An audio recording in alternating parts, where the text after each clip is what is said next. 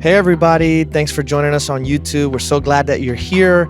You are in for a special treat. Our very own Ryan Howard is going to be sharing a powerful, powerful message on identity without parameters. And so you're really going to want to pay attention because there are some wonderful tidbits of wisdom that you will be able to take from this and apply to your life to experience change and transformation in a powerful way.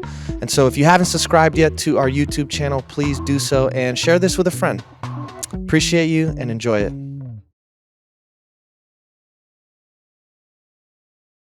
How y'all doing this morning? We gonna have some fun today. I know you're still coming back into your, awakeness and your alertness after that beautiful center and prayer. Thank you.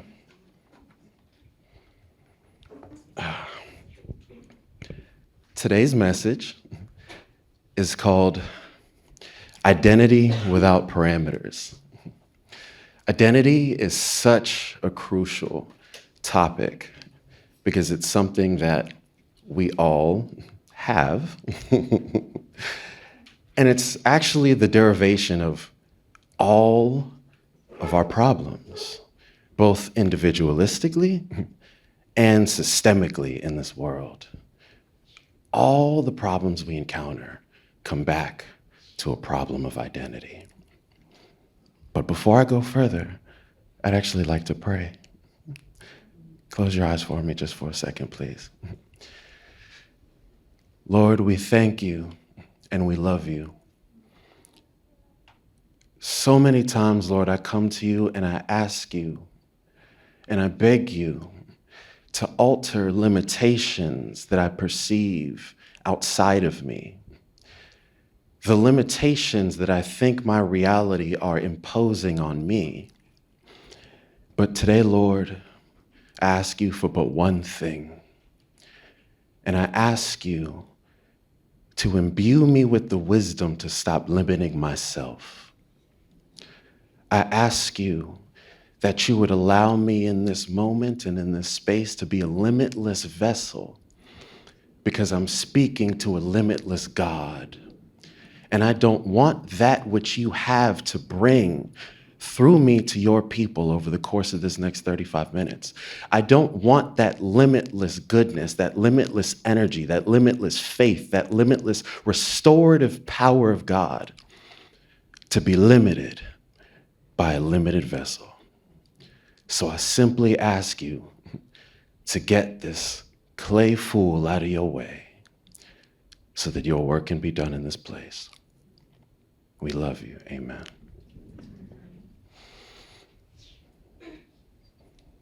Hey. See, there's a reason why I'm doing that. Stop anticipating my next word. This isn't a speech. This isn't an epic talk. We're having a conversation. We're family. We're family sitting together in our Sunday family reunion. So relax a little bit. We're having a good talk today.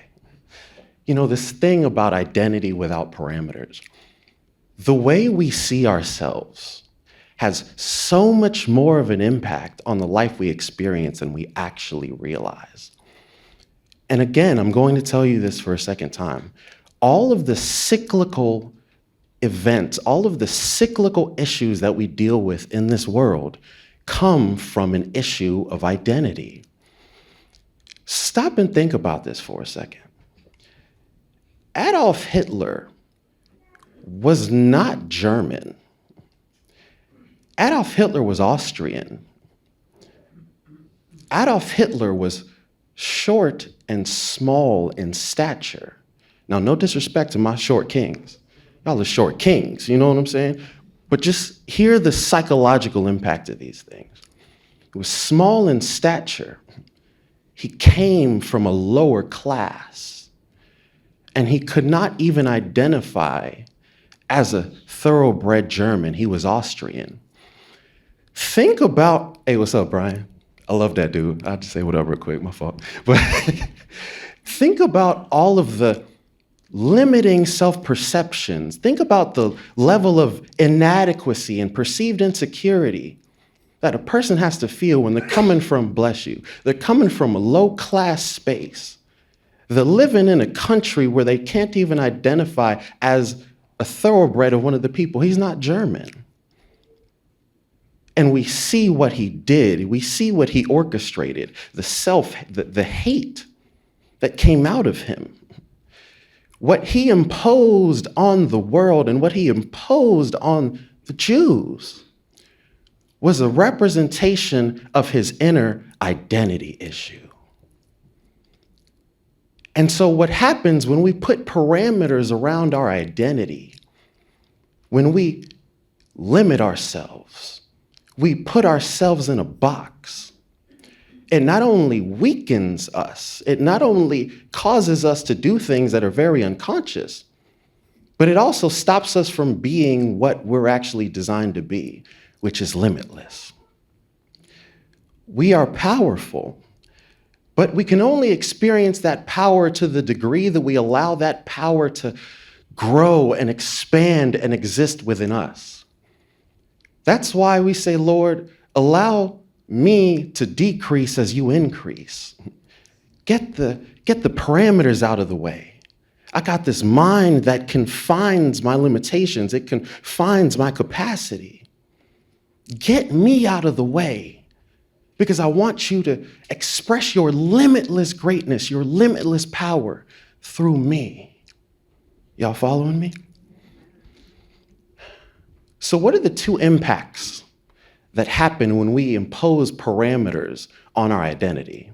We addressed one of them, is that it limits how we operate, it limits how we navigate and how we perform and how we behave, it limits the outcomes that we can get, but it also limits the reality that we experience.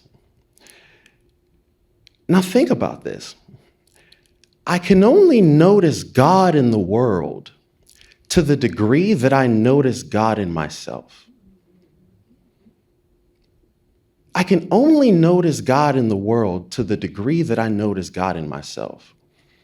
If I'm imbued with self-hate and self-criticism, and I think that, my body's breaking down, that everything's out to get me, what am I going to look out into the world and see? Am I going to see a loving world and experience a hateful and hated self? So even that which I experience is rooted in my identity. It's rooted in the limits I put on myself. Have you ever noticed people that are always in drama? Like always in drama. And when you see them, you say, hey, how you doing? You try to start a nice conversation, and then the next thing you know, they start telling you about somebody that cut them off and this person that ran into them at Publix and they got into a shouting match. And you're like, how are you always shooting the fade with somebody? Like, how are you always having an issue with somebody? And you're trying to think, like, I haven't had that many conflicts in the last 3 months. Is it really just that you just happen to always like drive into gang territory or something? Like, what's going on? But that person's identity, that person's self-perception, their beliefs, all those things that create their identity are being imposed onto their reality. But now a much more practical aspect for many of us, because ain't none of us in gangs, or at least as far as I know. Maybe Gabby. Gabby punches like she's in a gang, you know what I'm saying?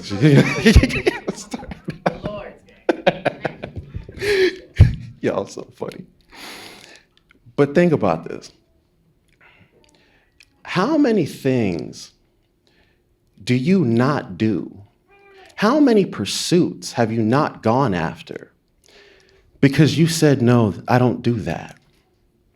No, that's not of me. No, I'm this. I'm a carpenter. I'm an engineer. I'm this. I'm not an artist. If my buddy, Dante Friziello, who went to one of the top law schools in the country and started working for one of the top law firms in Washington, D.C., had he decided all I am is a lawyer, he'd still be miserable. Because I remember the day he called me crying 2 years after he started working his multiple six-figure job, saying, man, I spent all that year and all that time in law school. I spent hundreds of thousands of dollars. And now I'm here, supposedly supposed to be working my dream job. But man, every day is hell. I hate it here, and I'm depressed. That man made a decision. He said, if I allow the parameters of my identity to keep me in this experience, then I will never get beyond it. My reality won't change because I won't allow my identity to change. And one day that man got an opportunity because growing up, he loved playing guitar. And has anybody here heard of the Steve Vai Band? It's old school, it's all right, it's old school, old school. The Steve Vai Band is like a legendary rock band, classic rock band. And he found out that somebody on the Steve Vai Band that he knew, they needed someone to tune the guitars on the tour. And so he got the opportunity to go on tour around the country with the Steve Vai Band. Dante's like, I got $200,000 in debt. I got this big ritzy DC apartment that I got to pay for. I got this nice car, whatever. He said, but this isn't me. This lawyer, this is one facet of me. Dante grew his hair out. He looks like a barbarian now. I love it. Started touring with the Steve Vai Band, tuning the guitars, living on a tour bus, doing all this stuff, whereas he was living in luxury. Now he's living on a tour bus, tuning guitars and, staying up all night because he's touring with a rock band. One of the guitarists on the Steve Vai Band ends up retiring towards the end of that tour. My friend Dante took his role. Now he is a guitarist for a rock band, and he loves his life. That's getting out of the parameters. But I got another really close person to me that's actually someone who's in the mental health profession.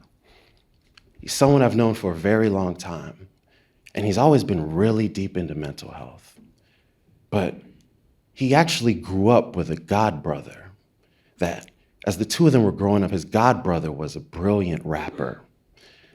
And so he would go to the studio with his godbrother. He would listen to his godbrother and their friends, rap and make these brilliant symphonic masterpieces on the mic. And he would just sit there and listen. But he would stare in the corner at that room where the mic was and fantasize about being in that room himself. But he would never go in there. And when they'd ask him, hey man, jump on the mic, come on, let's rap, let's do our thing. And he's like, nah, man, that's y'all. Because he just identified as the friend. He didn't identify as someone who actually dabbled in music. But that's changed for him. And now, mind you, I'm pretty biased because this is one of my close brothers. But he's pretty talented. And I'd actually like for you guys to hear him. If you want to fit in, God can't use you. But if you're willing to stand out and celebrate your uniqueness, God can do so. See, this is going to liberate some of you that never did fit in with anybody. You change your hair, they didn't like you. You change your clothes, they don't like you. You move neighborhoods and they don't like you. They're not supposed to like you. You're not called to fit in. You're called to stand out.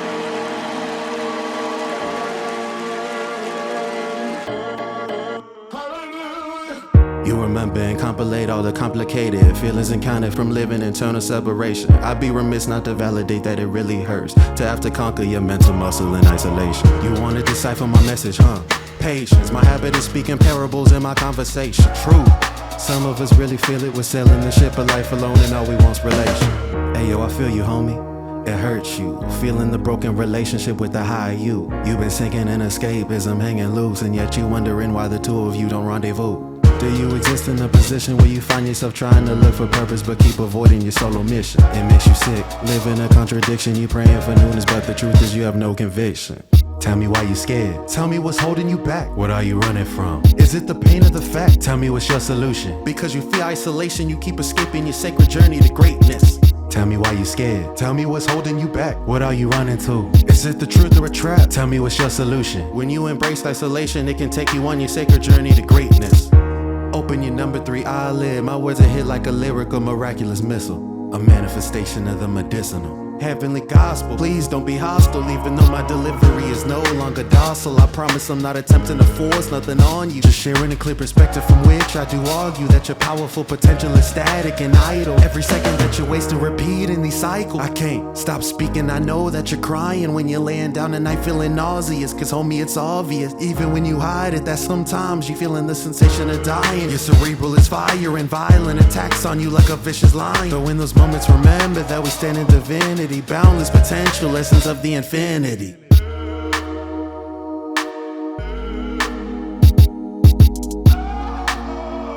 You're not called to fit in. You're called to stand out.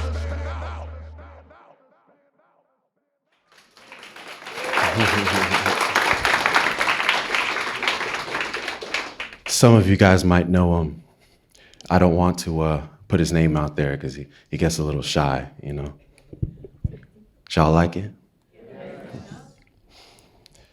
First of all, let me say, Mario, the brilliant maestro that helped me create that song. Thank you, bro. Come on, y'all. Y'all don't know, because he sits back there all quietly. We got a genius back there. I'm about to do it to you, bro. We got a Grammy-nominated genius back there. Y'all don't know what we blessed with here at Heartwell. Come on.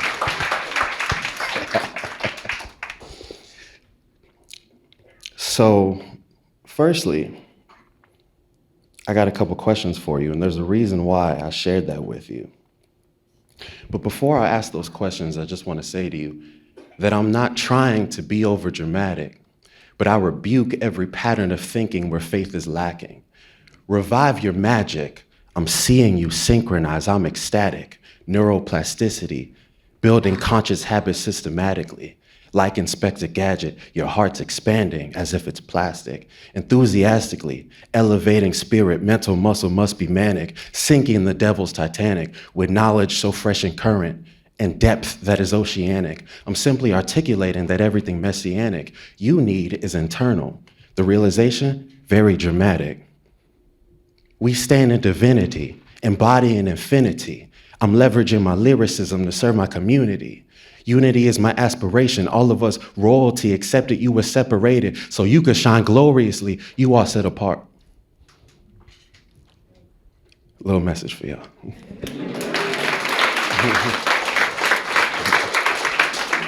Now, my question is, how would your perception of that song, how would you have gone into listening to that song? How would your perception have been influenced if I told you beforehand that I made it? How would you have perceived that or anticipated that song? If I'd told you, hey guys, I'm Ryan. Hey, I've been working on a song with Mario. This is my first song that I've ever made for you guys. I hope that you enjoy it. Come on, let's listen. How would that have gone for you? Because I'm the psychologist. I'm the nutrition guy. I'm the bodybuilding guy. What correlation is there to Ryan and music or lyricism? I mean, my homies, like, I love all y'all, but like my fam, you know what I'm saying? Like, they know I love words. Like, my mama loves words. I grew up loving words. I grew up loving penmanship. I grew up taking time writing in cursive and trying to make it look beautiful. I love words, but you guys don't associate me to music.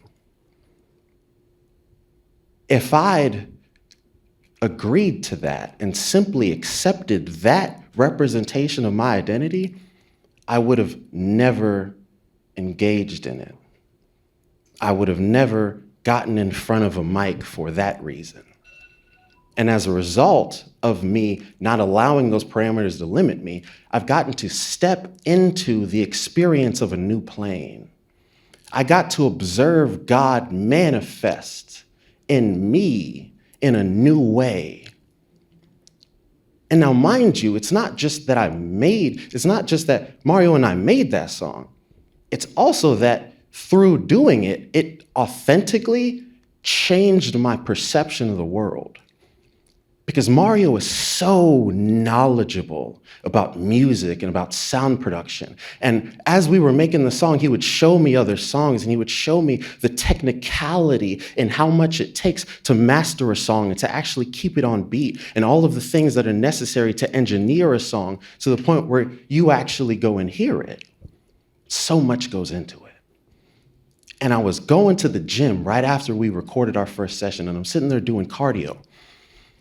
And suddenly I realized that all the music that I was listening to it with new ears.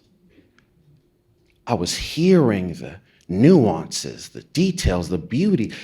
And I legitimately had a moment, I'm not being overdramatic, I legitimately had a moment where I said, oh my God, there is such a depth to this one facet of reality that I'd never noticed. Music was this one thing. Now the doors have been blown off. And it's like everything I'm hearing is a symphony. I'm like, my God. And I looked around and I said, wow, that's how everything is. That depth exists in everything in this world. And I've been walking blind to all of it except the things that relate to me and my identity. A month ago, I could have talked to you about the depth in psychology, the depth in emotion. I could have talked to you about the depth in nutrition and bodybuilding, but I couldn't talk to you about the depth in music. And that realization blew it off of me, but I'm simply saying that to say that it expanded the parameters of my identity through that experience, but I couldn't have gotten those expanded parameters had I not been willing to step outside of the Ryan that I already knew. 1 Corinthians, is it first or second? My fault. Yeah, I'm tripping, my bad. 2 Corinthians 5:17. Therefore, if any man be in Christ, he is a new creature. Old things are passed away. Behold, all things are become new. Do you have the guts to become a new thing? Do you have the guts to look in the mirror and be willing to step outside of what you see in that moment?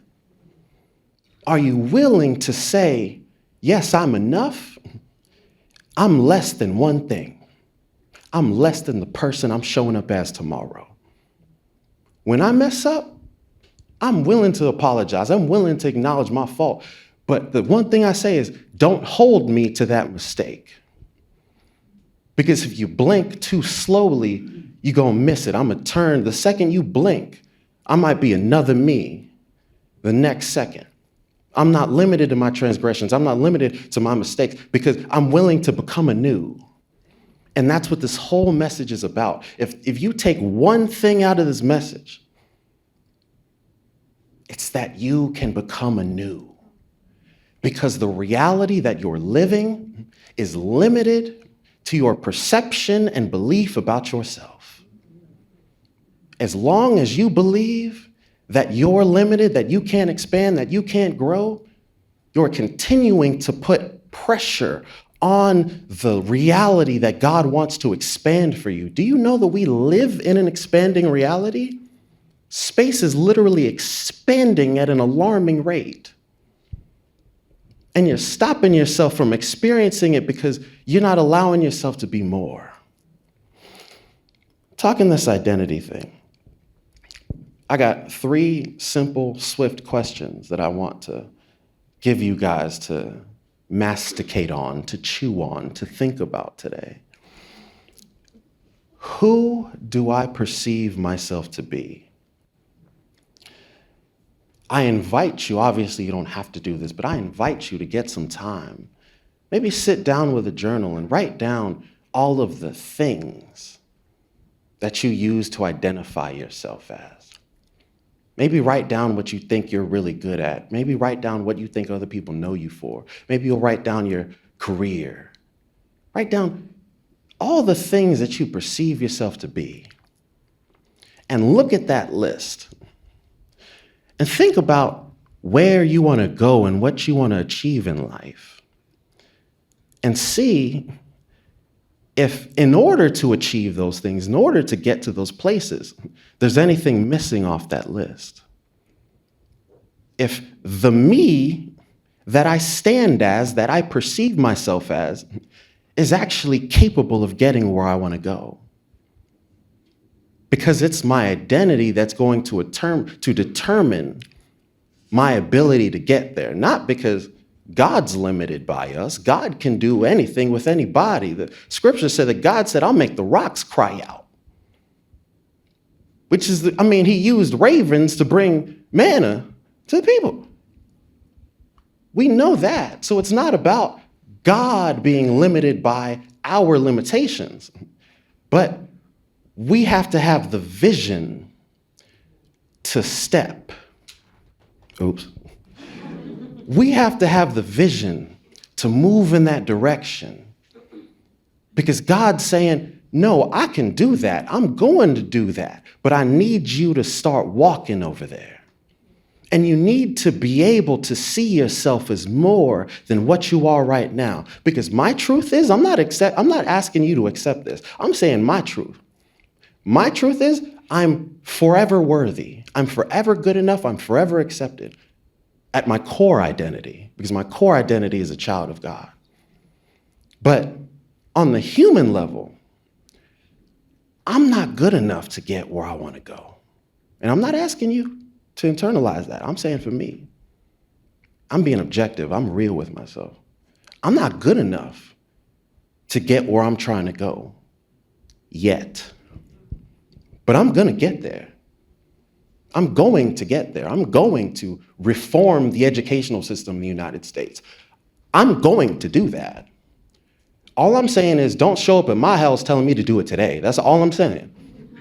Because if you do, I'm going to be like, not yet, brother. You know what I'm saying? I'm still trying to finish my PhD. Like, what? You know what I'm saying? I'm not going to reform the educational system. I'm trying to reform myself. Still got to pay off my loans and junk, But one day, funny story for you. Not funny story, interesting story. There's a breed of grasshopper, lives in Africa, lives in a grassland in Africa. This big grassland, and it rains very frequently in this climate. Because it rains so frequently, it's an enormous, full, rich grassland that's full of little bugs. And this grassland is full of specifically grasshoppers. Because there's so much space in the grassland, because there's so many little bugs that the grasshoppers can eat, the grasshoppers multiply at an alarming rate. They have so much nourishment. They have so much space from which they can populate. They have such a relaxed and peaceful demeanor about them as a result. There comes a point throughout the year, though, that the rain dries up. And as the rain dries up, the grassland shrinks. And so now there's population tension. As the grassland shrinks, the greater population of grasshoppers now doesn't have as much food because all those little bugs have already gotten eaten up or they've left the grassland. So now we've got this big population of grasshoppers in a really tense space and not enough food. What happens during this time in the season is that a particular gene gets activated within the grasshoppers. They change color. Their hind legs get shorter and their front legs get longer. They grow wings. They become incredibly violent and cannibalistic. and they start flying in the sky and become these vicious red cannibals. The grasshoppers have just become locusts. They literally shift from the peaceful grasshoppers to the flying cannibalistic locusts, which on one end, it's like, ew, that's nasty. Where is that in Africa? I ain't going there. You know what I'm saying? But the other aspect of it is, as a result of that gene activating and them flying in the sky and essentially becoming carnivorous in that way, they were able to survive. Because if as that grassland was closing, if they never were able to fly, they would have died in the grassland.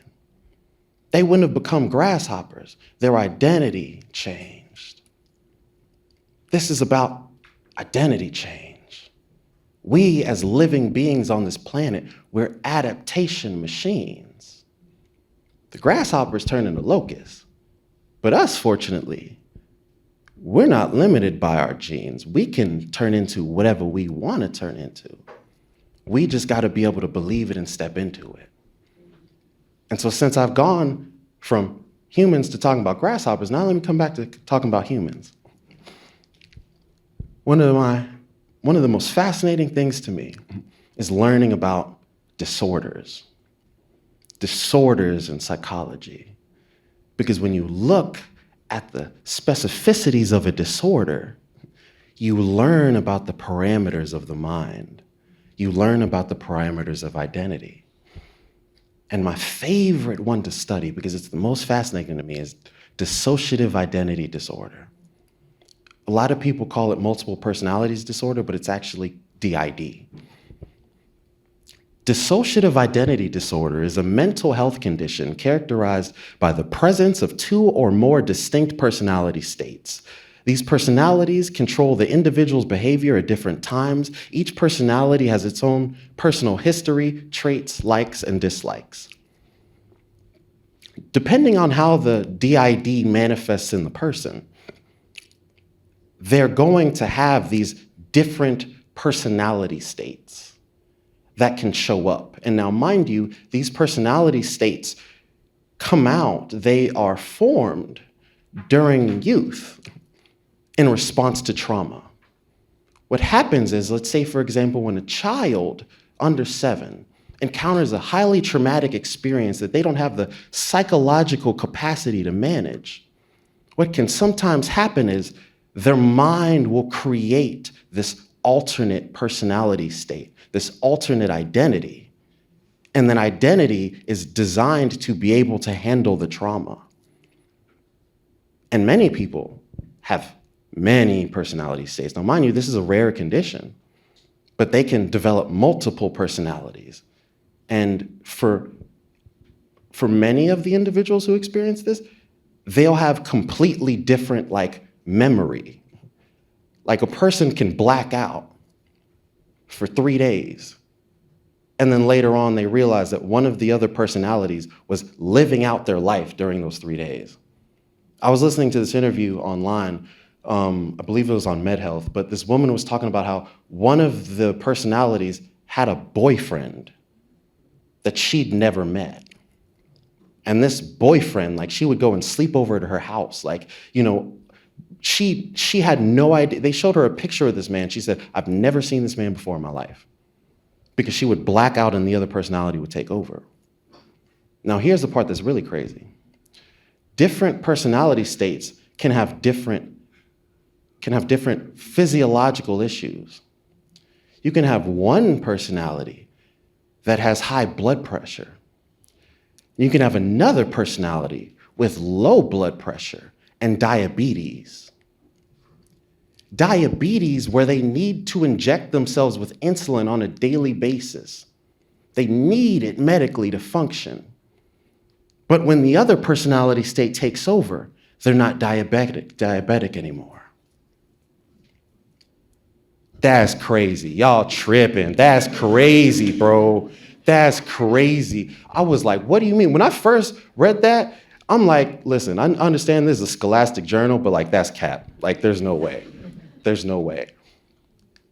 When you stop and you okay, now I'm gonna get hyped because y'all, when you stop and realize the fact that your physiology, your physical body can change in an instant, depending on the identity that you have in your mind. Where's your identity? Where do you grasp it? What's the measurable aspect of your identity? You can't find it. There's this substrate, this energy behind the material that is the identity that's impacting the material in real time. And so if the person with a disorder of identity can be having different physiology and different experiences and different memory, and by the way, they also have different temperaments. They also have different belief systems. One identity obviously it's the same person, so they got to live in the same place. I was watching another interview where the guy was saying that he's like, me personally, I love it here.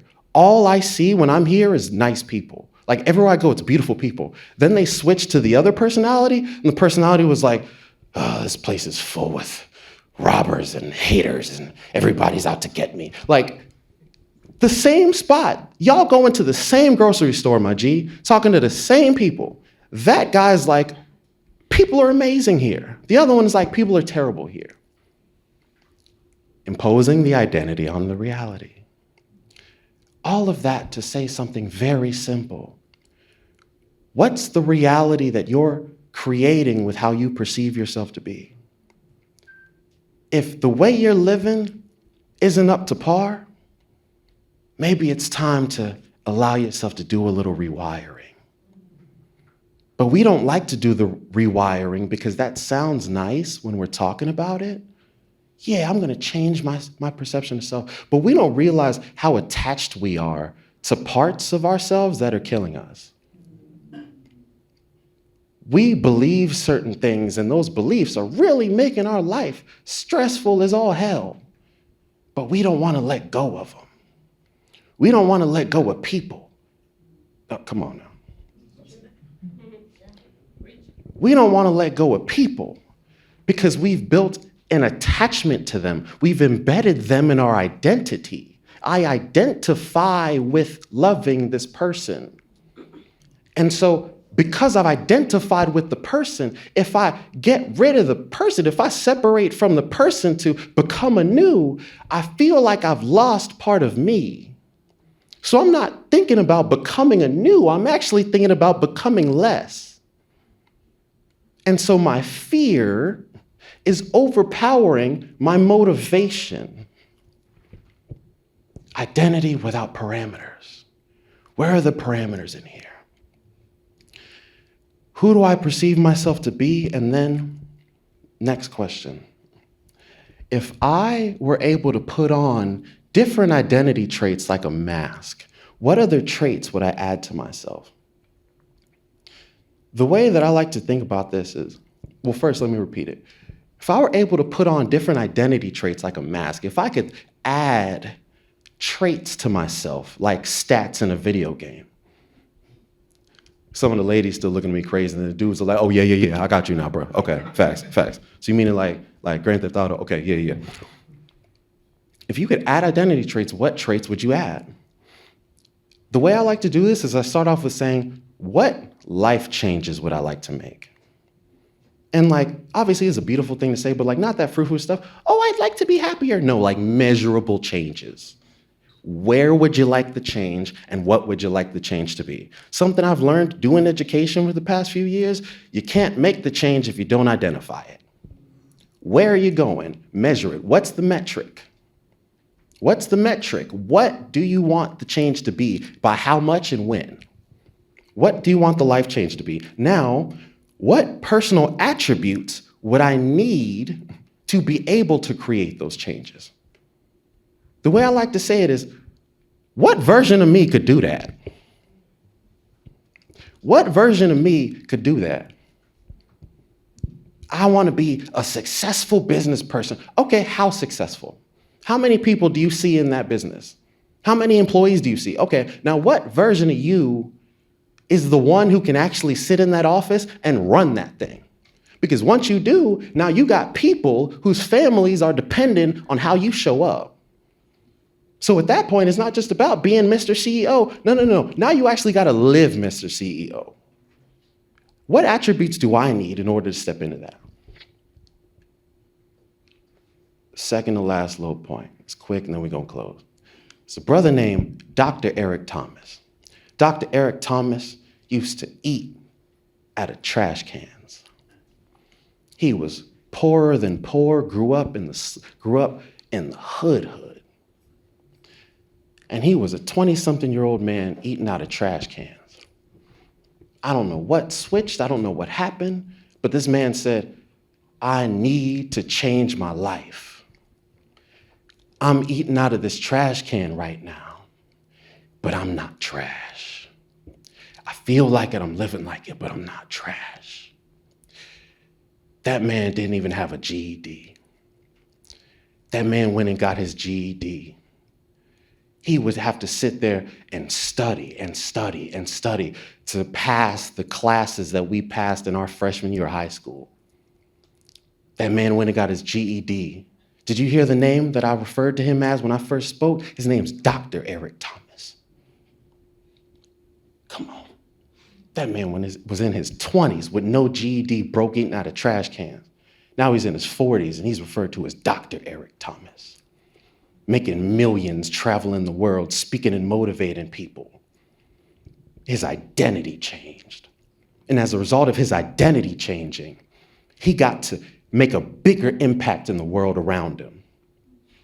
His wife that he later on married has MS, multiple sclerosis, and all the pain and suffering she had to go through that. When they were sitting up in the room, in the hospital room, when they told him and his wife that she had MS, and everybody, the family stuff started crying, he said, okay, how much does the medication cost?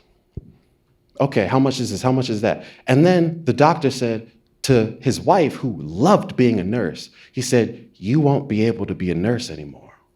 And she broke down crying. She said, what are we gonna do? We can't afford the medication. I can't work now. I got MS, like what's going on? Eric Thomas got up and he said, Doc, add that up. How much would it take to pay for that medication over 30 years? He looked at his wife, he said, how much do you make a year? She told him, he said, okay, now add that, let's figure out what that is times 30. He got a number. He said, okay, so this is how much it takes to pay for your medication over 30 years. This is how much it takes to cover the money that you would have made nursing over the next 30 years. Okay, there's a number, boom. I'm gonna get me a check with that number on it. And he did it. He said, here you go, baby, you remember them numbers we was talking about? Don't worry about that no more, it's done. It's done.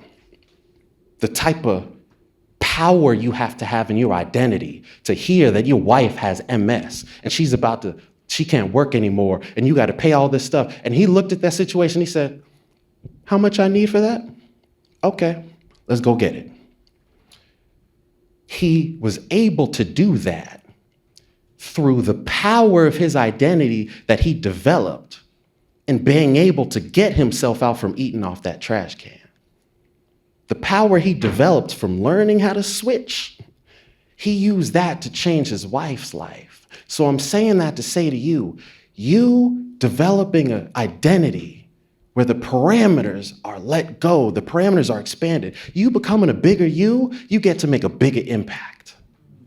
You get to make a bigger impact. God can use you for bigger things. And I don't know about you, but that's the only reason I'm here. That's the only reason I'm here. I want to be used. I want to be useful. I want to be able to look at people I love and say, what you need? Here, that's twice that much. There you go. I want to be able to see that person. When I was at Publix the other day, and there was a woman, that woman sitting there with her child, and she's sitting there staring and seeing the numbers going up. You know, when a person is ringing the food up and stuff, and they staring at the numbers, This wasn't no big deal. I could reach in my pocket and give that person $100. And that woman dang near bust out crying right there. I ain't saying that for me. Forget the fact that I did that. But the point of the matter is, 5 years ago, when I didn't have no job, and I was so broke I couldn't even pay attention. Now, mind you, my parents always helped me out. You know what I'm saying? Thanks to them, God bless them. I ain't never had to deal with, the struggles that come along with being broke. But I was broke. I was well-educated and broke. I had a master's degree, and I had not mastered my bank account. I wouldn't have been able to take out that $100 and give that person and not think nothing of it. I expanded in a small way, but for me, that was a big moment because I always wanted to be able to do that. Identity without parameters. And so I leave you with this. How could a broadened perspective of myself make life better for me?